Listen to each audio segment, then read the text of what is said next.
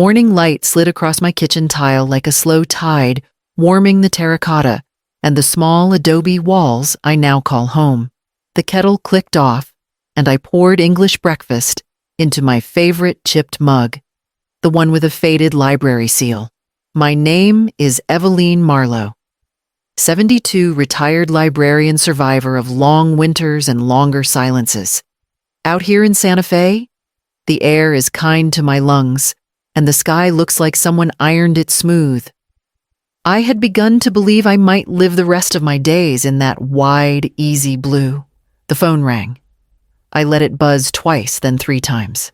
Most mornings it's Ruth, my old neighbor from Virginia, calling to trade gossip and recipes. Today, the screen showed a name I hadn't seen in months. Daniel. My only child.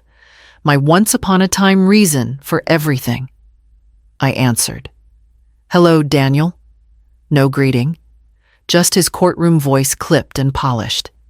"You need to be at my wedding. Brianna's family expects a perfect family front." I set the mug down, careful not to chip what was already cracked. Heat rose through my palm from the clay countertop. I could have said a dozen soft things, the motherly phrases that patch and postpone, but I have learned what delay costs. The truth came out steady.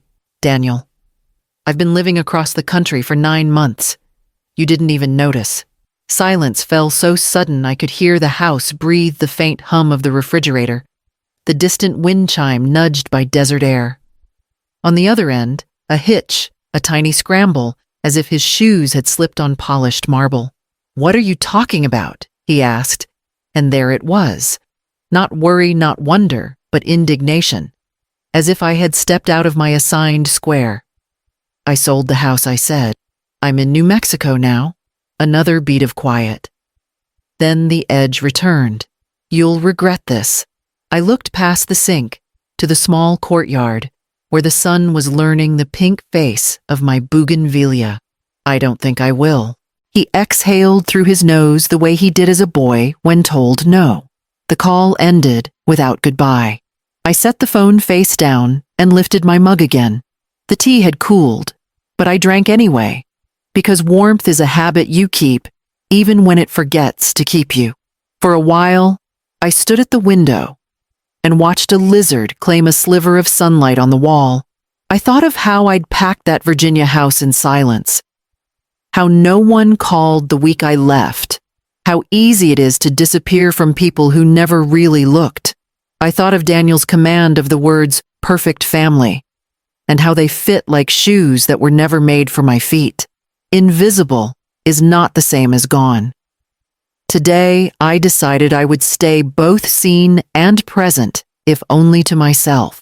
People like to imagine that walking away happens in one dramatic moment, a slammed door, a shouted goodbye. For me, it was years of slow erosion, like water carving a canyon, until one day, you finally see the emptiness staring back at you. When Daniel was little after his father passed, I did everything to hold our world together.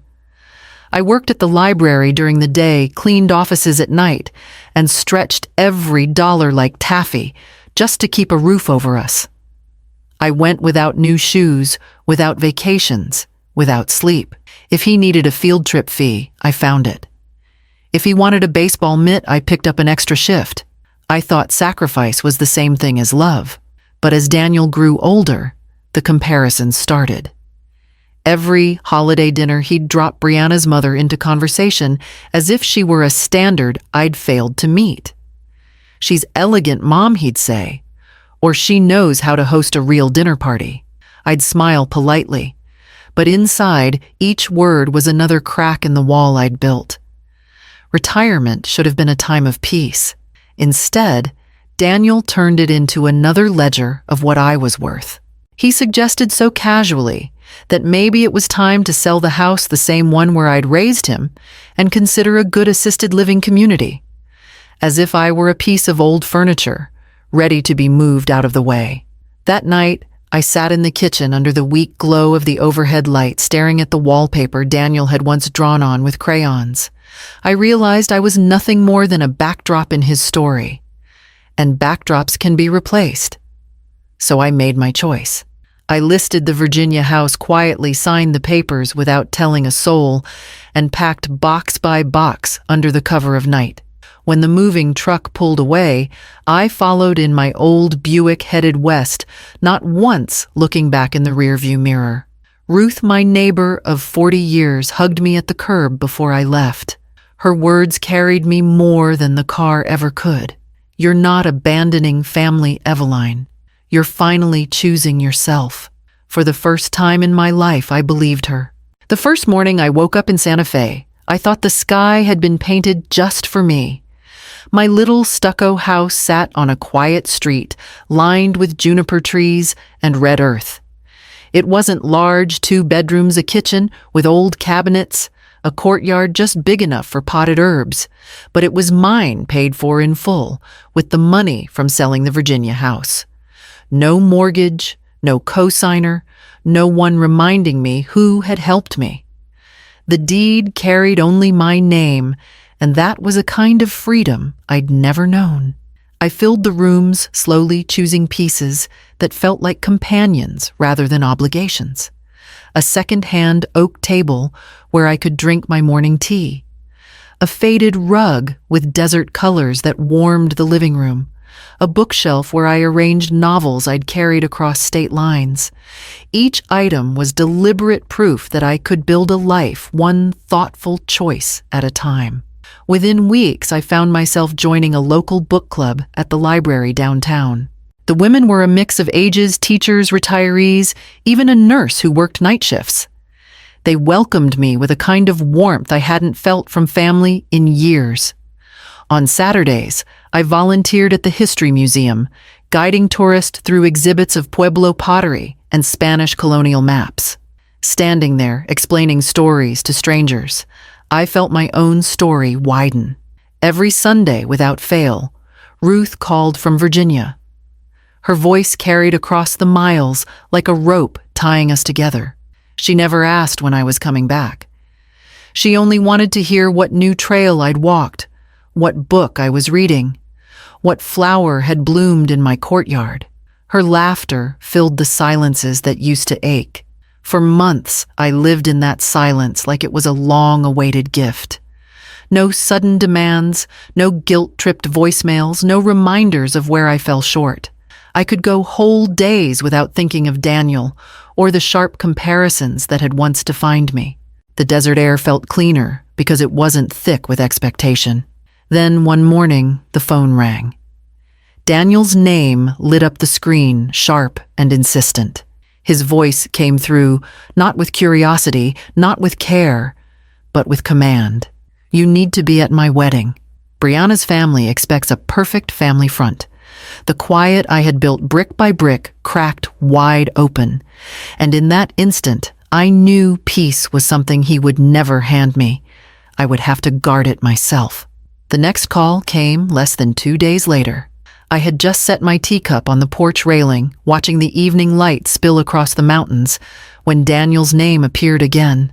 I almost let it ring out, but habit still had its claws in me. "Why aren't you answering my messages?" His voice carried an edge more command than question. "I've answered," I said evenly. "I told you I'm not coming." "You don't understand," he snapped. "Brianna's family expects everyone present. If you're not there, people will talk. They'll think something's wrong." I almost laughed. For decades, nothing I did mattered. Now suddenly my absence threatened the facade. "So now I'm valuable," I murmured as a prop. He didn't hear me, or maybe he chose not to. "This wedding is important. You need to think of family loyalty." Family loyalty. The phrase landed like a stone in my chest. Where was that loyalty when I worked nights to keep food on the table? When my milestones vanished in Felicity-style shadows? Oh wait, no Felicity here, just Daniel.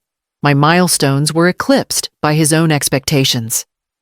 By the time the call ended, my phone buzzed again, this time with texts.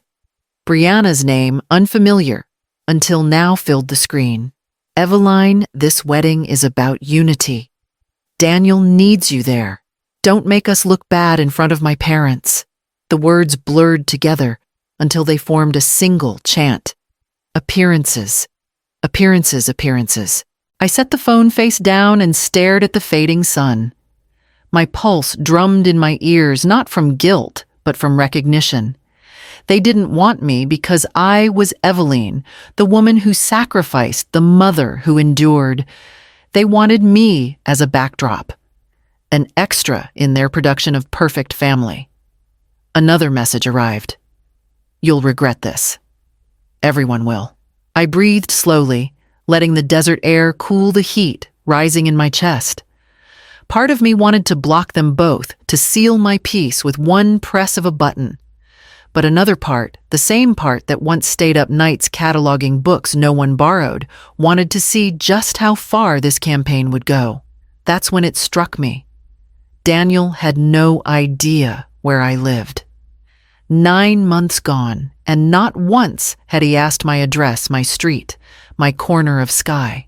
To him, I existed only as a phone number, a pawn he could summon at will. I leaned back in my chair, the quiet night settling around me, and thought a pawn can leave the board. And I was already halfway out the door. It's strange what memory chooses to unearth when the present feels unsteady. That night, after Daniel and Brianna's messages finally went silent, I found myself staring at the ceiling fan as it whirred above me, and the past replayed in sharp detail. I remembered the years after my husband's death when Daniel was still in school, and every bill felt like a mountain. I worked double shifts library by day, cleaning offices by night until my hands were cracked and raw. Vacations were out of the question. Birthdays meant a cake from the discount bakery and a candle stuck in the middle. When tuition deadlines came, I sold the last of my mother's jewelry, a small pearl brooch I'd once hoped to pass down. All of it, so he wouldn't carry the weight I did. And yet, even then, Daniel's gaze was always tilted toward someone else. He spoke of Brianna's mother with a reverence I never earned. She knows everyone, he'd say. She can open doors. At dinners, he compared my simple casseroles with the elaborate spreads Brianna's family hosted. The message was clear love was not enough.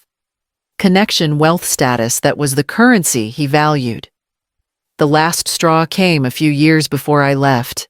Daniel had stopped by on a Sunday, leaning against the doorway of my kitchen, looking around as though assessing inventory. "Mom," he said casual, as flipping a light switch. "You should sign the house over to me. It'll make the paperwork easier later." I froze the dish towel still in my hands. He spoke as though I were already gone, as if my home, my one fortress, after decades of scrimping, was nothing more than a line item waiting to be transferred. He smiled faintly, like it was reasonable, like I should be grateful he was thinking ahead. That was the moment something inside me hardened. I had given him my energy, my time, my health. I had bent my whole life into the shape of sacrifice. And still, it wasn't enough. Remembering that night now, I felt the old sting, but also a surge of clarity. Daniel and Brianna might clamor, might wield guilt like a weapon, but I'd lived too many years as an accessory to someone else's story. I would not sign away my peace, not for appearances, not for convenience, and certainly not for a wedding. The morning of the wedding dawned bright and dry, the desert sky stretching wide and cloudless. While Daniel and Brianna rehearsed smiles for cameras, I laced up my hiking boots and met Ruth at the trailhead just outside town. She'd flown in 2 days earlier, suitcase in hand, and that familiar spark in her eyes. Ready to disappear in plain sight, she teased, adjusting her sun hat. "More than ready," I said, and we started up the trail. The earth crunched beneath our shoes each step, pulling me further away from the weight of obligation. We climbed until Santa Fe shimmered small behind us, and the mountains rose in front like guardians. With Ruth beside me, the silence was not empty, but full of possibility, full of the kind of companionship that didn't demand performance. As I breathed the thin, pine-scented air, I imagined the reception hall back east. I could almost hear the music, the clink of champagne glasses, the rehearsed toasts, and then, inevitably, the whispers. "Where's Eveline?" a cousin would murmur. "She should be here," another relative would frown. Daniel, I knew, would scramble. He always did. "She's sick," he'd claim at first. Later, maybe she had work. By dessert, she's traveling. But lies unravel faster than ribbon. I wasn't there, but the story reached me later. Through family gossip delivered with the glee only scandal can bring. A distant cousin, never one for discretion, let slip the truth over dinner. She doesn't live in Virginia anymore. Sold her house last year. Moved west. Brianna's parents, sharp-eyed and traditional, pieced it together like a puzzle they hadn't wanted to solve. The groom had paraded himself as dutiful, as family-centered, while in reality he hadn't even known where his own mother lived. Their faces reportedly stiffened polite smiles, curdling into thin lines. Whispers spread faster than champagne refills. Why hadn't he known? Why hadn't he cared? Guests glanced at Daniel, then at Brianna, the golden sheen of the evening dimming by degrees. And by the time the cake was cut, the perfect picture had cracked. Voices rose, explanations faltered, and the undercurrent of judgment ran strong. The bride's family, so invested in appearances, saw through the performance. Back on the trail, I stopped to sip water, the sun warming my shoulders. Ruth pointed to the horizon where the sky touched the mountains. "Looks like freedom to me," she said. I smiled, steady and unshaken. Somewhere far from that reception hall, the truth had finally spoken louder than I ever needed to. And I hadn't lifted a finger. The morning after the wedding, my phone buzzed so violently on the nightstand, it rattled my teacup. First came Brianna. "You humiliated us. My parents are furious. Do you realize what you've done?" A minute later, Daniel's voicemail. His tone was tight, almost strangled. "You ruined my marriage start. Do you ever think about anyone but yourself?" I sat at the kitchen table, the desert sun, cutting a bright stripe across the floor, and read each message once. Then I typed a single reply. "I didn't humiliate you. You did that by ignoring me." With that, I blocked them both. The silence afterward felt like balm, though I knew better than to trust silence to last. Family always has a way of finding cracks. That afternoon, I called a lawyer in town, Mr. Harrington, a silver-haired man whose office smelled faintly of leather and ink. He specialized in elder law and privacy, and he listened without interrupting as I explained. "I don't want them reaching me," I said. "Not at home, not by digging through records. This is my life now." He nodded, scribbling notes. "We can file to suppress your address from public databases. It takes some work, but it's doable. And your estate best to update it in case of future disputes." I knew exactly what he meant. For years, my will had Daniel's name written neatly on the line. By default, out of habit, out of some thin thread of hope. But hope can strangle, and habit can blind. So we rewrote it. With a calm hand, I directed everything, my modest savings, the little house in Santa Fe, even the royalties from a small pension, away from Daniel. Instead, I set it up as a scholarship trust for first-generation college students, kids who'd need the kind of help no one ever thought to give me. As I signed the papers, a strange quiet filled me. Not regret, not triumph, but something sturdier. Justice, maybe. The kind that doesn't shout or slam doors, but simply closes them with a final, satisfying click. When I stepped out of the lawyer's office into the bright New Mexico afternoon, I felt lighter. Daniel could rage, Brianna could scorn, but the truth was already carved in ink: my life, my choices, and the legacy I wanted to leave behind. Life in Santa Fe settled into a rhythm that felt like it had always been waiting for me. I enrolled in a painting class at the community center, where we gathered in a sunlit room that smelled faintly of turpentine and coffee. My hands, so used to scrubbing floors or folding laundry, now smeared bold streaks of color across canvas.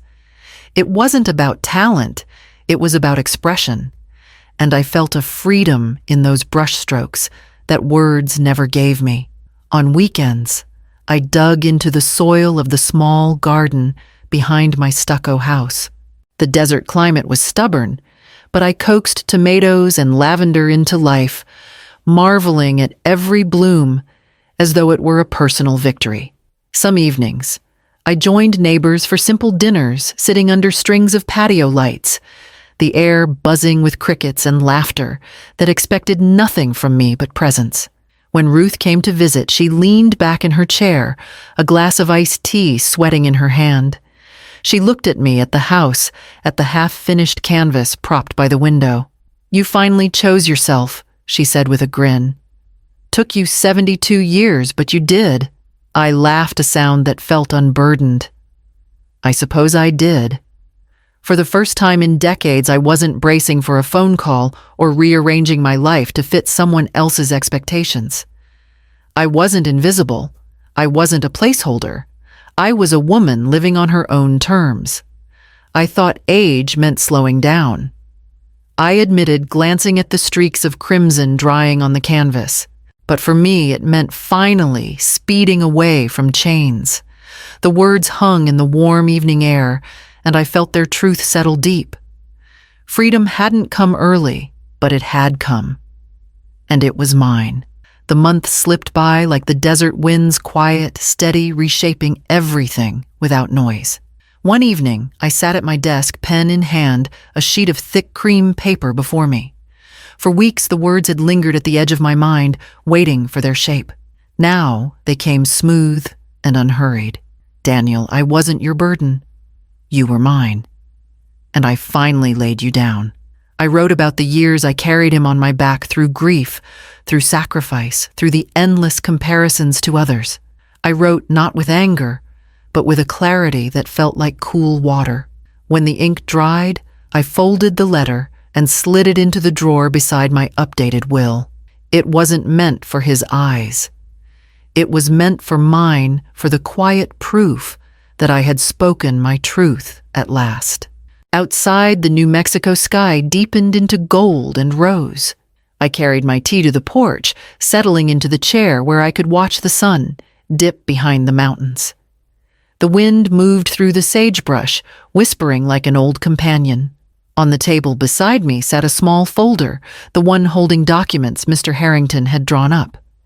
Inside, clear as day, was the justice I had chosen.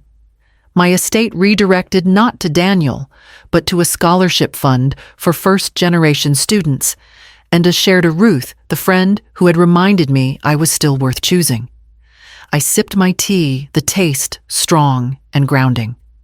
For the first time, my home, my peace, my legacy, all of it belonged only to me and those I chose.